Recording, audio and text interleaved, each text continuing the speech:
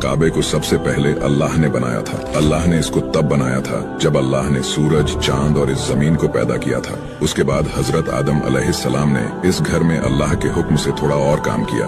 उसके बाद जब हजरत नूह अलैहिस्सलाम इस दुनिया में पैगंबर बनकर आए, हजरत नूह अलैहिस्सलाम की कौम बहुत ज्यादा गुनाहों की सरकशी करती थी, जिसके बाद अल्लाह ने हजरत नूह अलैहिस्सलाम की कौम पर बहुत ही सख्त अजाब का फैसला किया, जिसमें तमाम दुनिया की आबादी हलाक हो गई और सिर्फ चंद लोग बाकी रहे जो कश्ती में थे, जिसकी वजह से काबे की सभी दीवारें टूट गईं। उसके बाद हजरत इब्राहिम अलैहिस्सलाम ने अल्लाह के हुक्म से इस काबे को दोबारा तामीर किया और इसमें वक्त वक्त पर काफी बदलाव भी हुए, लेकिन इब्राहिम अलैहिस्सलाम ने जिस काबे को तामीर किया था ये वही है जो कयामत तक बाकी रहेगा। ये दुनिया की सबसे पाक जगह है, जिसके बारे में कुरान कहता है, जो शख्स इस मुबारक घर में दाखिल हुआ उसने अमन पा लिया।